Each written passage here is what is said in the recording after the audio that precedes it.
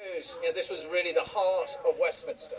That's right. I mean, Westminster is the centre of London, if you like. There are always lots of tourists here. It's a key spot to have your photograph taken, but it's also incredibly busy because of where it is, right in the centre of Westminster. There's always masses of traffic. But inside the palace, too, you don't just have MPs and peers. Remember, there are hundreds of people who help to keep this place going. There's people who look after the kitchens, the cleaners, and everybody works closely together inside the palace.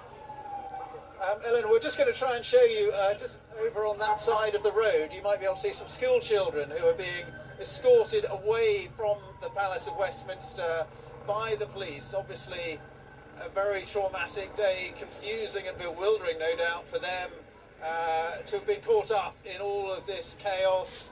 I don't know how long they've been here, but of course, Westminster, as Eleanor was just saying, very much a centre for tourists to come, to have their picture taken around Parliament.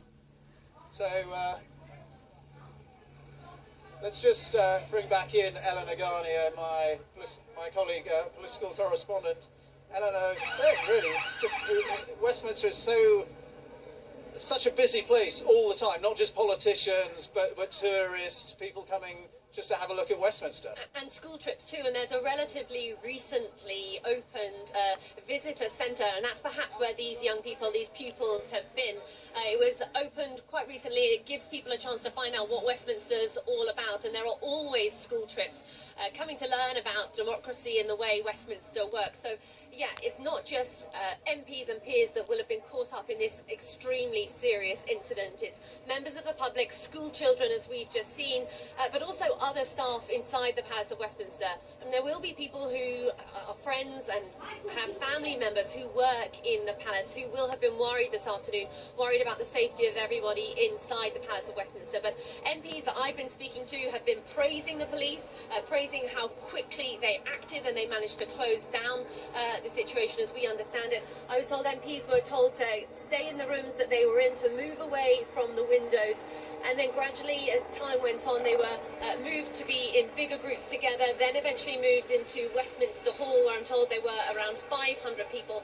And then, as we said earlier, about half an hour ago, I understand 500 people, MPs included, were moved into Westminster Abbey, an understanding perhaps that they were going to be questioned or interviewed by police, maybe giving witness statements. There are apparently around 1,000 people inside Westminster Abbey, an MP told me, and they said they expected to be in there for around 90 minutes being briefed by police officers. I suppose in terms of security, again, there'll have to be a review of security, which has already been increased in recent years around Westminster. Of course, if somebody wants to attack a key spot in any capital, obviously the heart of its democracy is going to be an obvious place. But there is a high level of security here. There are armed officers on the entrances and exits to Westminster. Even as someone that works here all the time, I have a pass that has to be cleared, you know, security clearances and that kind of thing. So, yeah, I'm sure security will be looked at again. And where the knife attack happened with the police officer, that New Palace Yard, just tell us exactly where that is, because it's inside the grounds of the Palace of Westminster.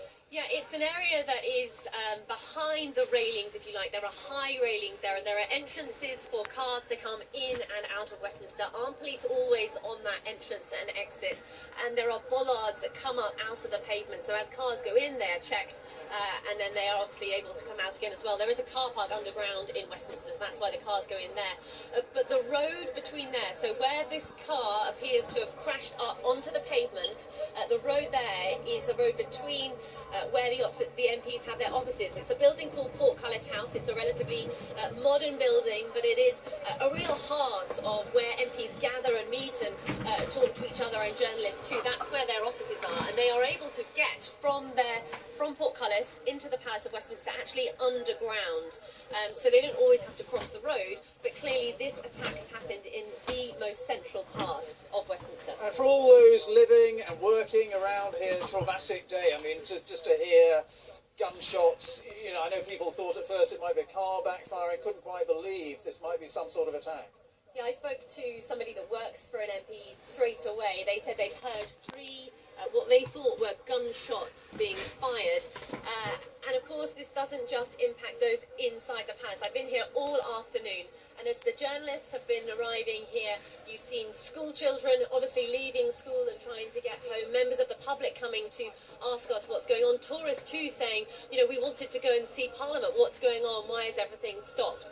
The traffic, of course, has been stacking up too, because the buses, they have been trying to get through a really busy junction, Westminster and Parliament Square. So yeah, this is going to have a very big impact as people start to begin their journeys home this evening. And we don't actually know this is over, do we? I mean, it happened a while ago, but it hasn't been declared over, although we have seen a number of people leaving the area, leaving the cordon. We did see two, I think it was two ambulances leaving the area. Other than that, we have continued to see more and more police vehicles arriving, a fire brigade special unit too. So certainly the numbers and the police activity here has been going up. It has not been decreasing.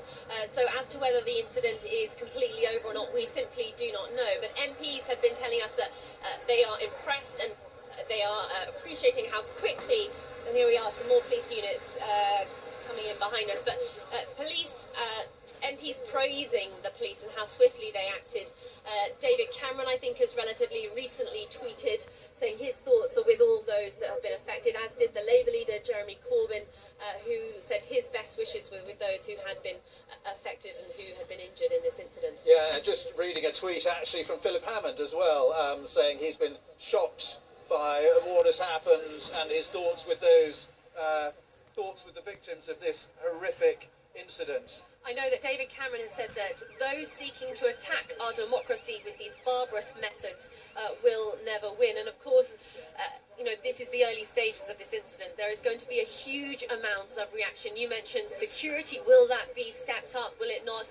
Remember, just last year during the referendum campaign, we also had the death of Jo Cox, the Labour MP who was killed as she went about her constituency business. She was just about to give a surgery and have constituents in to talk to her. I know her husband has tweeted this afternoon that people who try to attack our democracy will never win. So we are going to see this type of reaction to this incident, when of course we know exactly what's happened and who exactly has been involved, because as yet all we know is there were two separate incidents, one where a car seemed to crash into a number of people on the side of the Westminster Palace, and then the incident with 3 shots being fired. We still don't know whether that has finished. Eleanor, thank you very much. Eleanor Garnier there. So as Eleanor was saying, that is the latest, and we gather 2 people dead, the police officer and a woman run down on Westminster Bridge. A number of people just been evacuated from the Westminster area past us here at this cordon. But for now, I'll hand you back to Jane in the studio. Ben, thank you. Ben Brown at Westminster.